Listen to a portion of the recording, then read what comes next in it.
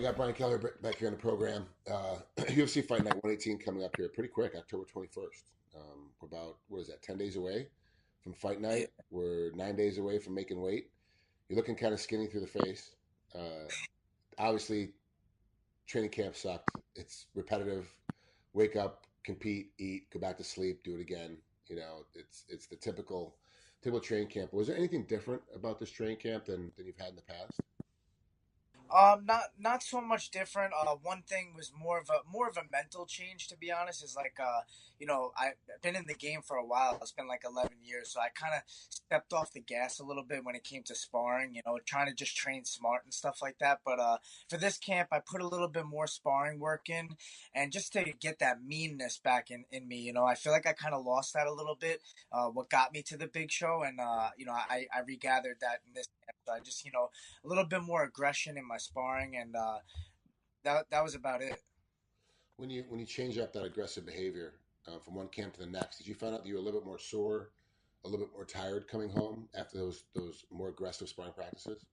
Yeah, a little more bumps and bruises, but I try to take recovery serious as well with the float tanks and the cryotherapy, and I do a lot of stretching, a lot of sauna, stuff like that. But yeah, definitely a little more bumps and bruises. It's kind of hard to avoid that, if you're gonna really go hard like that. Now I got to ask, when you sparred, you wear the big boxing headgear and the big 16-ounce gloves and full gear, or are you one of those guys that you're going to spar with small gloves and no headgear? No, yeah, for this camp, I mean, I sparred once a week, but I also do some drill sparring. When I do drill spar, I'll use like the smaller gloves, knowing that we're just gonna kind of touch light. But with the real spars, like the fight style, I go with the 16 ounce and I wear the headgear and everything. But the headgear is tough, man, because you get taken down and it's like smushing in your face and stuff. So I end up throwing it off like halfway through sparring, anyways. But which it's funny, like I become more alert with things because I know it's off. So I don't know which is better, but I usually start with it and then halfway through I'm like, all right, I'm gonna take this off. To be honest with you, everyone I talk to has a mixed bag about it as well. They're very like, Yeah, I have it on, I don't like it on, and then I'll do one round with it on, one round with it off, and it's my style's totally different with it off because you don't want to get hit, and it kind of changes up your defense a little bit too, and you take more risks with headgear on because you're not gonna get smashed in the face, yeah, during the shot. pocket, and you're just like, whatever. You feel it, but it's not really as bad as getting caught without it. And what sucks about it really is the peripheral. That's what I don't like it for. I kind of take it off. I can see hooks coming better, so that's why I like taking it off. Okay. Did you have to bring in any special training partners for this particular camp, or just the regular guys you always work with? No, I actually made a full time switch to Long Island MMA, which is it's in Farmingdale. It's a little bit further than my other gym that I was training at, which was mainly a jujitsu gym, but we had some fighters and stuff, and we kind of made it work. But I was going to Long Island MMA, which is Ryan LaFleur's gym. You got Bermudez, Chris Wade, all those guys over there. I made the full time switch over there, so it's been a little bit more structured and a little bit higher level guys to work with, which has been good for this camp. Plus, a lot of these guys you haven't worked with full time, so it's a whole different, really, it's a whole different training partner regime. Yeah, definitely. And not even the guys in the UFC. I mean, they got a stable of guys in the UFC, which is great to be surrounded by, but even their lower level professional fighters are really good guys to work with, to work on your game, and they're really well taught. So it all works out over there. So I got to ask then, you made a full time switch. So who helped you come up with your game plan for Damian Stasiak? Did you have to come up with it on your own, or did the new coaches help you, Ryan LaFleur, and that help you really make shit happen? Yeah, I'm not like a huge game plan guy. Like there's little things that we know tendencies about my opponent, but mainly my striking coach Nabi Barakat. He comes in and we work kind of specifics. As we get closer to the fight. But I don't like to get too hung up on game plans because the fight is so unpredictable. You really never know what the other guy's doing. He could switch up his whole game plan too. So with that said, I don't really like getting stuck on one thing. I kind of just ready for everything and trying to implement what I want to do in there. Now, Brian, I don't know much about you, and I apologize about that. There on your days off. So most guys in a training camp, every week there's either a half day and or a full day sometime throughout the week. Most guys take Sundays a full day, and then Yeah. Wednesday, Thursday is a half day kind of thing. Do you have a half day that you use during the week? I honestly have like an issue with taking days off. Like I think I've taken a day off for the last 4 weeks. Now with that said, I take light days. Like I'll go for a run, I'll go for a swim workout, I'll do a lot of recovery, hot tub, sauna, stretch, like but I just like something's with me where I can't lay down for a whole day. I can't relax for a whole day. And I think it's not a good thing because I think to get full recovery on the body, you probably need a good 24 hours of nothing. But I tend to like obsess about the weight cut and like I want to keep my weight where it is and I don't want to, cut down on my meals. I'm eating really clean, but I don't want to cut anything out. So I got to run. I got to earn my dinner. It's like that kind Yeah, of thing. yeah, I totally understand that. It's very So common. so I gotta ask. I mean, you look skinnier, obviously, than I've seen in the past. It seems like your weight's a little bit more dialed in. Is that true, or are you just a little bit dehydrated right now? Yeah, it's true. I'm not dehydrated. I feel great. I actually, I had a bigger beard last time, so that probably fattened my face a little bit. I just got it trimmed today. So I'm definitely looking skinnier, but my weight's similar than last time we talked. I'm hanging around like 148 and a half now. And that's not bad. I mean, with 10 days, that's 12 pounds. Yeah. That's typical. That's normal. So, the last two weight cuts went really smooth, and I'm kind of sticking to the same routine. So, So I hate to bring it up to you, but there is a ton of information today on coming out about everyone's opinion on weight cutting in MMA. Obviously, with Kevin Ferguson, he had that hard time, or he had that hard time making weight. Or the Ferguson yeah, and Lee fight, excuse me, with Kevin Lee, he had a really hard time making weight. He had to come back in and make it later. Later, we find out he has a staph infection, which if anybody's ever had a staph infection, they all know that it is difficult to get weight off when you have an infection like that. But now there's this big thing about cutting weight, and what do we do to stop guys from cutting weight? My opinion has always been we're professionals. The fighters are professionals. Most of them are they're over 21 when they're signing on the dotted line. They're adults. They can make their own decisions. They've decided to sign for this weight class. I like what California is doing. If you come in and make weight at 170, for example, the next day you're weighing 200 pounds. The next time you fight in California, you're gonna have to go up to 185, or you're gonna have to get certified by a doctor saying that you can get your weight down. We can't have this bouncing levels of what's going on within weight cutting. Do you actually see a problem? You're a guy that's 12 pounds over. I mean, and that to me is like, oh, he's 12 pounds over. Great. He's going to make weight. He's going to be able to recover. But there's some people that are like, 12 pounds, that's a lot of water weight. What are your yeah. feelings really on cutting weight? Do you think that there needs to be more of a change in cutting weight within, especially within the UFC? Or do you think that guys just need to get better about diets and understanding what weight classes they actually need to compete at? Yeah, I think it's a very controversial subject. I think for me, honestly, I'm not a big 135. I mean, I rarely ever get above like 152. That's like my top weight, and after a fight when I kind of slack off for a couple weeks. But as far as that goes, like for me, I'm very disciplined all year round, and I think that's what it takes to be safer with the weight cut.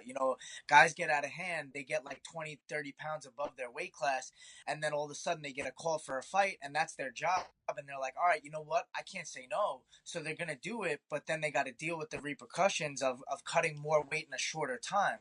And that's when it becomes risky. But yeah, like you said, I think it's you got to be professional about it. You got to kind of see where your walk around weight is about a month out from a fight, when you're disciplined, though, not when you're kind of eating whatever, and you're just heavy and you're training hard. There's different weights for everyone. Like my weight fluctuates, between 5 to 8 pounds from right after a fight to like 4 weeks out from a fight. It's different. So I think it's weight management more than weight cutting. You got to pay attention to where you are further away from the fight, and to stay disciplined for a longer amount of time. A lot of guys want to push it to the last like 2 3 weeks, and then they start dieting hard, and then it's like the weight cuts, it's really strenuous. But with that said, guys are always going to try to get an edge in this game, and they cut a lot of weight for that. But I always thought about this, and I don't know where it could go wrong, but if they weighed guys in on fight day, let's say, like maybe even like 3 4 hours before the fight, I can't imagine someone trying to cut so much weight knowing they can't even replenish it. You know what I mean? Yeah. Well, that's what college wrestling did. They went from Yeah. there's a big scandal. Geez, it was 15 years ago now, 16 years ago. A bunch of guys were using supplements, got hurt, started cutting weight. They died. So college wrestling went, okay, we're just going to add 7 pounds to all the weight classes, and everyone's going to weigh in day of, hour before, and that was one way of doing it. For when I was a competitor, and I'm not going to lie to you, when I was a competitor, I was wholeheartedly against any of this weight cutting changes. I thought, like I said earlier, we're adults. We signed for it. If I want to cut 25 pounds day of, that's on me. It's not on the fans, not on the promotion. Like, it's up to me to make this.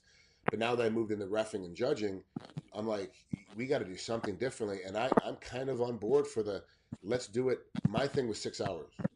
Fight's going to start at 4 o'clock. First fight starts at 4 o'clock. Everybody weighs in 6 hours beforehand.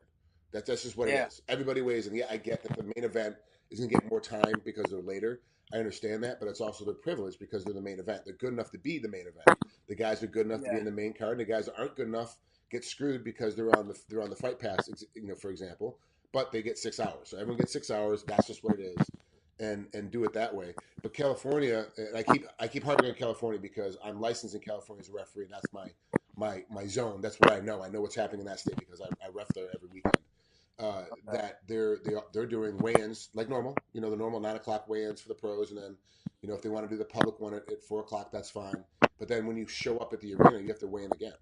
When you show up at the Yeah, arena that night, you got to weigh in again because you want to see how much gain you've had, what's happened in these processes. So it's going to be a little bit, And I like I said, I hate to dump this on you, but I know you're a smart enough guy and you understand weight cutting enough that I could actually throw this at you without fumbling.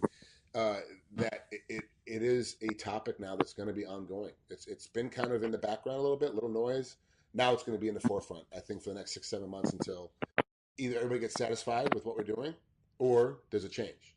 And you seem okay with 3 or 4 hours before the fight weighing me in and seeing what happens. yeah, 100%. I mean, every time I cut weight, to be honest with you, I'm like, why am I doing this? It's just it makes no sense to have to be at the best optimal performance 24 hours from right now, and I'm at the worst I've ever felt in my life right now. It's like it just doesn't make sense to me, and I sit there and I'm like, I don't agree with this. Like, I don't know why I'm doing this to myself, but it's just part of the sport, so I get it done. Because I'm a professional and I have to do it. But I agree with what you said. I mean, that's even better in my opinion to do it that close to the fight, because it really takes away incentive on trying to cut so much weight to have to rehydrate with no time. I mean, you want to perform good, so you're not going to risk it. That's how I see it. And that was the real reason why they started switching from the official weigh-in being at 4 p.m. to the official weigh-in being at 9 a.m. to 9 to 11, and then coming back in for the media weigh-in at 4 o'clock, or the fan Yeah, weigh-in at 4 o'clock rather. Excuse me, is because they wanted to give more time to recuperate, more time to get more water in your brain to help stop with traumatic brain injury and things like that later on in fighters' careers. And it seems to be working, but there's still issues when you got guys like Kevin Lee that you see physically fade and fall apart at the end of the fight. Now let's give him the staph infection. Let's say he doesn't have the staph infection. That fight could be a different outcome. Could be a different fight. Like, we don't know. It's all speculation. But you coming in going, hey, you weighing in at 135 pounds. 12 pounds is a very large percentage of your body weight. To make it. But it's something you do all the time. You have no problem. Has there ever been a thought process where you're like, I might have to move up to 45. I might have to go up in weight classes because I don't want to cut weight anymore? Or are you sticking with 35 because the culture of the sport is stating everybody else is cutting weight. If I go up to 45, I'm gonna be way too small. Like, I'm actually gonna get hurt because I'm too small for the weight class of 45. yeah, that's something I think about. I mean, like I'm not even a big 35er, like I said, but Yeah. like with 45, it's like, man, I see how big these guys are when I'm walking around at these UFCs. I'm like, this is unreal. Like, I mean, my brother, he fights too. He fights at 145. He's 5'11", 5'10", and he's 170 pounds, 168 around there. Like, I'm like, you're so much bigger than me. I couldn't even. It'd be such a disadvantage. It's not worth it. But when it comes to the health, I'm like, I'm 31 years old. Like, should I just do it like Frankie Edgar does it? He's one good example, but Yeah. he's like one guy out of a million people that could do that, that could compete with the big guys and still be successful. But yeah, it's a tough thing to think about. I think with me, I kind of made a life change, a lifestyle of eating clean all year round, like I said, to make it a little easier on me. But like you said, I'm a small guy. 12 pounds is a big percentage. So it still is pretty hard, and I don't really know the damage it's putting on me in the future when I'm 50, 55 years old. What is this doing to me? I don't know. I'll find out. It's like one of those things that I try to do it as healthy as I can. But with the 12 pounds, with that said, I do it very gradual. Mhm. So by the time I leave for Poland, which will be Monday, the 16th, I'll probably be even like 2 pounds lighter and I'll still be hydrated. You know what I mean? Mhm. So I get it down to like 8 pounds where I'm still eating, I'm still hydrated, but that's about the most I could do. And most guys that I interview, I talk to, hey, if you got more discipline throughout the year with your food, could you go down one more weight class because you were so disciplined? Would that make the weight cut easier? But you're already doing everything else that I normally would put into a fighter's year. You're already doing.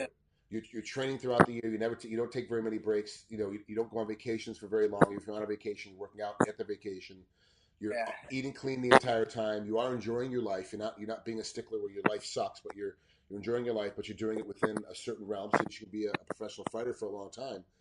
You're one of those anomalies that I really think about. We're like, wow, this Brian can't go much. He can't go any lower. The only place he can go is higher, and he's so small already at 35.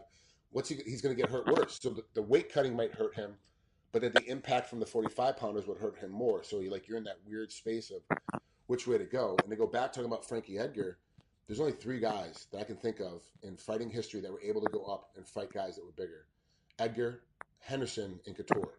They all were comfortable fighting guys that were bigger. They were all comfortable fighting guys at the lower weight classes. But those are the only three anomalies I can think about. Everybody else kind of has.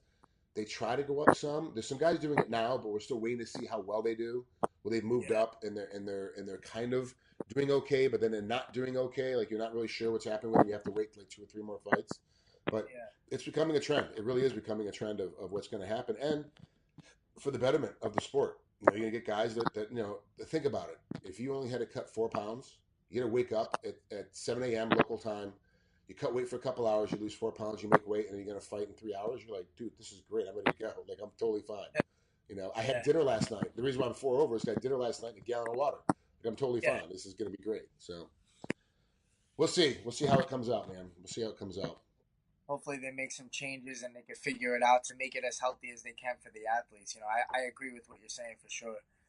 You're 31, you're young, and you're smart. And most guys don't start thinking like you think until in their late 30s when their career's coming to a close. You got a long time left in this sport. Yeah. Um, Honest assessment of yourself. Where do you see yourself in 5 years from now? You've been in the UFC the entire time. You've had some, we're not going to say whether you won all of them. We're not going to say you lost all of them. We're not going to say you're up and down. But in 5 years from now, an honest assessment of yourself.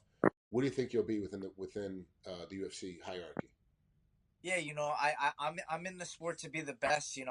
That's the reason I'm in the UFC. I Once I got here, I thought this beginning. Even I'm 31, but like you said, I've been training smart my whole life. I really made sure to do that so I can elongate my career as long as possible. So I see myself at the top. I mean, of course, wins and losses here and there, but of course, you vision, always winning your fights. But I've already lost my last fight, and it just motivated me more to show and prove my worth. So, I see myself at the top of the division and getting that belt, within the next 5 years for sure. Brian, thanks so much for coming on here. I appreciate it. I know it's the middle of your day and it's a little bit of a recovery time, so I'll get you out of here. Have a great rest of your training camp. Enjoy the trip overseas, man. It's gonna be a lot of fun. Yeah, I can't wait, man. Thanks a lot for the interview. I appreciate it. You got it. We'll talk soon. All right, have a good one, friend.